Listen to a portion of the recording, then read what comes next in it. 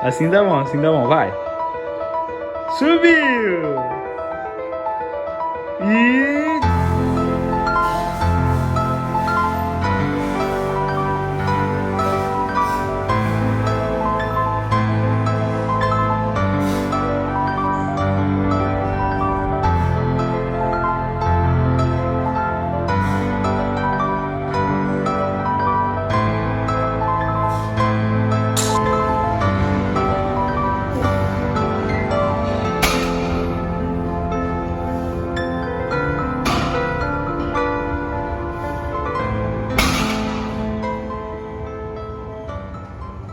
E aí pessoal, tudo bem? Sejam bem-vindos a mais um vídeo aqui da Underdog Crew.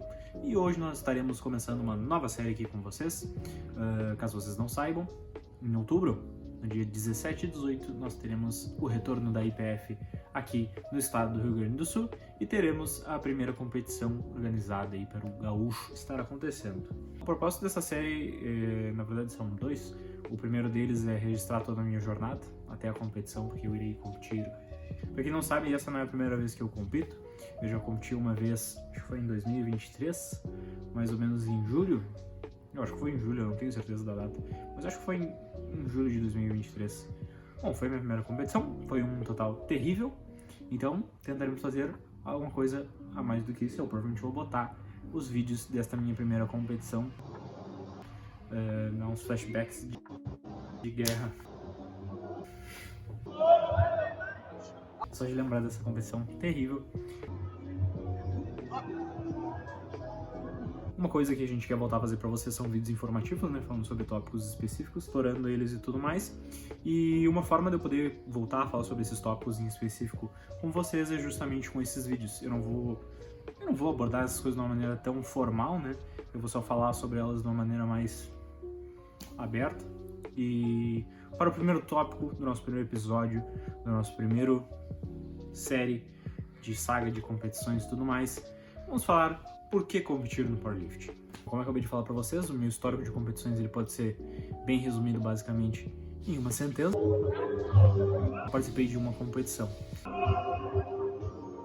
Então, talvez eu não seja a pessoa mais qualificada para falar o porquê alguém deveria ou não deveria de competir no powerlifting, mas eu posso trazer os meus motivos, pelo menos do porquê que eu quero competir nesse gaúcho que teremos em outubro. Acho que o motivo pelo qual eu nunca participei de muitas competições de powerlifting é o mesmo que assola 99% das pessoas que fazem power, mas não interagem em competições, não entram em competições e tudo mais, que é eu nunca senti que minhas marcas elas eram boas o bastante. O que são marcas boas o bastante? Isso é um conceito bem estranho, na verdade, né?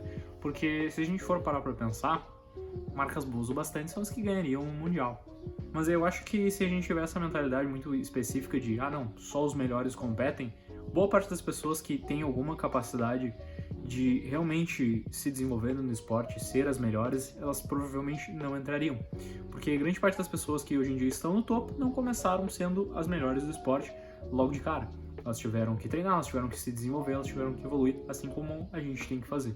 Talvez em alguns casos, obviamente, algumas pessoas podem ter tido um progresso um pouco mais rápido, mas não altera o fato de que todo mundo tem que treinar e todo mundo tem que se desenvolver e ninguém nasce tirando o nonso. Mas é uma exceção muito grande de uma pessoa para toda a caralhada de gente que compete e tudo mais, de simplesmente de 2 anos da vida a pessoa se tornar a melhor no esporte. Mas essas são exceções muito raras, a maior parte das pessoas tem que treinar por um tempo considerável. O que mudou então? Eu considero que agora minhas marcas elas são boas o bastante? Não, mas na verdade o que mudou foi bem mais a minha mentalidade. Por que eu gostaria de competir numa competição de power?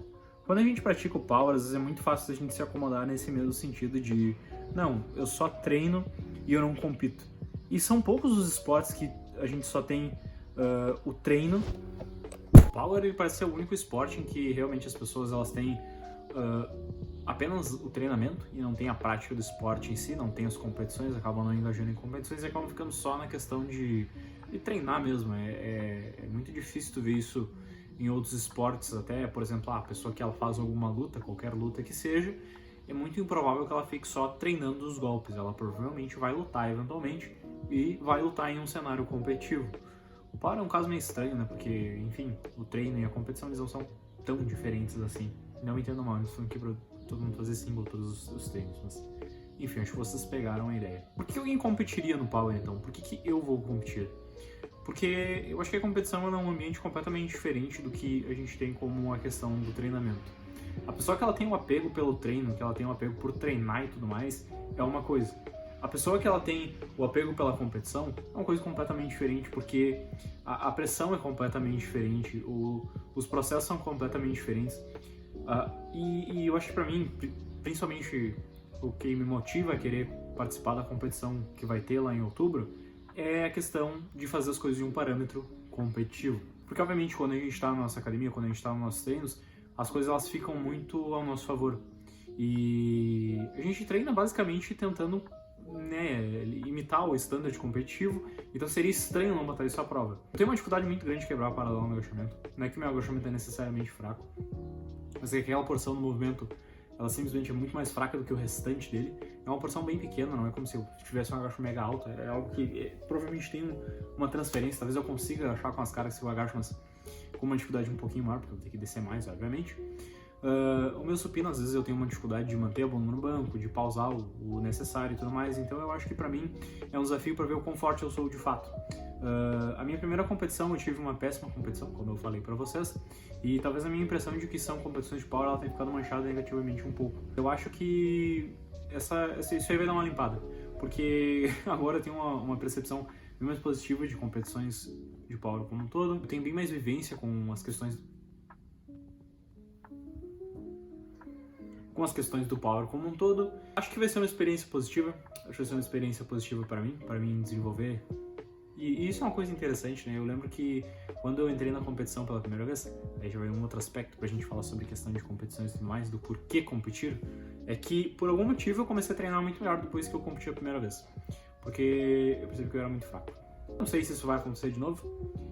Espero que eu não faça um total tão miserável quanto eu fiz da primeira vez. Acho que não vai ser o caso. Sou bem mais forte, faz bem mais tempo, então veremos como se sairá. Mas uma coisa muito positiva da competição, assim, pelo menos pra mim funciona dessa maneira, eu espero que para os outros também funcione, é que tu tem um pouco de choque de realidade em relação... Tem duas coisas, tem uma coisa negativa, entre muitas aspas, porque até essa coisa negativa ela acaba sendo positiva pro teu desenvolvimento, que é a questão do choque de realidade. Que é tu ver que talvez tu não seja tão forte assim quanto as coisas que tu faz na academia, porque o parâmetro técnico é mais estrito, muitas vezes tu corta peso, muitas vezes tu tem que te locomover até o local. A competição ela te traz uma série de outras preocupações que não só o treino e que às vezes o treino não te permite pensar sobre, porque não é necessário, é algo que tu faz, tu tá no melhor cenário possível, e na competição às vezes não é o caso. Às vezes tu tá no teu pior dia possível e não tem muito o que tu fazer. Caiu no dia da competição e tu se fudeu. Obviamente que a periodização a gente tenta premeditar isso, né? A gente tenta prever isso, mas nem sempre é algo que funciona. Às vezes vai, às vezes não vai. Além desse aspecto de tu tomar um choque de realidade, que as coisas não são tão fáceis assim, e aí tu tem um pouco de como é que eu vou dizer, de parâmetro para te ver o quão impressionantes são as coisas no alto nível, porque são pessoas que fazem aquelas coisas no cenário mais desfavorável possível e tu vê que elas fazem aquilo de fato. Outra coisa muito positiva das competições de power como um todo é a questão da interação com Para, o gato desgraçado! Ah! Tá. Não vai cair, né? Que difícil. Acho que é a questão da interação com as outras pessoas, porque muito do power ele é movido pela sua comunidade, e dentro de uma competição tu vai ter tu vai ter uma interação com muita gente, então é algo que é muito positivo. E também tem um aspecto da energia do local. Parece uma coisa meio mágica, isso aí não tem uma explicação muito certa por que isso acontece exatamente, mas por algum motivo, todas as experiências que eu já tive vindo em competição, eu tendo a ter uma absorção da energia de uma maneira muito positiva. Peraí que isso aqui tá um pouco torto, tá me deixando um pouco... Ui, caralho. Enfim, eu tendo a ter uma absorção muito positiva da energia do local, eu acabo me incentivando a treinar melhor. A última competição que eu e o David a gente foi pra gente fazer a transmissão lá e tudo mais, eu fiz um treino lá em Blumenau e, cara, foi muito bom, Me deu explosão mental. Esses diários eu, obviamente, vou mostrar os meus treinos, eu vou ir falando coisas específicas dos meus treinos, né? O que a gente tá fazendo. Pra quem não sabe, meu treinador é o David Aloss, o outro integrante da Underdog Crew. Se você está em busca de um treinador, entre em contato conosco. Nós estamos vagas no nosso serviço de consultoria. Então, inclusive, se tu é uma pessoa que pretende ir nesse estadual, entre em contato conosco porque nós estaremos lá. O David não vai estar competindo, só quem vai estar competindo sou eu. Eu só vou estar competindo um dia, né? Obviamente não vou estar competindo os dois, até porque eu não vou competir em 2 categorias diferentes, só competindo em um. Eu não sei qual categoria eu vou ainda. Eu tô com 89 quilos, talvez eu chegue em um peso legal pra competir no 95. Que 95, cara? 93, mas enfim, a ideia é que eu chegue a 95 quilos. Eu não sei se vai dar tempo, veremos o que sai. Mas enfim, o David não vai estar competindo. Se tu precisar de auxílio durante a competição e tu for da nossa equipe, pode contar com a gente. A gente vai estar com a nossa equipe de alunos lá, inclusive. Primeira competição aí da Underdog Crew, estreia da equipe Underdog Crew. Enfim, acho que meus motivos pelo qual eu vou participar de uma competição são mais ou menos esses. Acho que um ponto importante para quem vai participar da sua primeira competição é, obviamente, saber as regras. A gente não tem nenhum vídeo específico que fale sobre as regras, talvez seja um tópico interessante da gente falar sobre. Mas, cara, não, pelo menos no sentido mental eu consigo falar sobre, né? Mas não vá muito estabanado para a competição, não vá muito enlouquecido para a competição, vá pelo feeling dela. Vai para aproveitar a competição, não seja muito duro contigo mesmo. Saiba que as coisas elas realmente são mais difíceis na competição como um todo, mas ela é muito proveitosa. Tu provavelmente vai te divertir bastante. Tenta se divertir na competição. Acho que a minha dica suprema, a minha sugestão suprema de competição, se for a tua primeira competição, se é a tua primeira exposição com uma competição de power em si, se divirta. Vá pra se divertir, não fique com a cabeça muito quente, preste atenção nas coisas que tu pode aprender dentro da competição, né? Não vá muito enlouquecido, o gato não para de miar. Não vá muito enlouquecido simplesmente para ganhar a tua categoria. Pode ser que tenha um monstro, um jamelão que já tá competindo há tempos e ele vai passar o carro por cima de ti, daí tu fica extremamente frustrado. Cara, isso é normal. A primeira competição é pra gente ter aprendizado, não é necessariamente pra gente simplesmente ganhar ela. As minhas dicas são essas. E vamos para a minha rotina de treino, né? Obviamente, eu não me lembro se tem alguma coisa relevante para me falar. Talvez o vídeo simplesmente acabe agora e eu não fale mais nada sobre os meus treinos.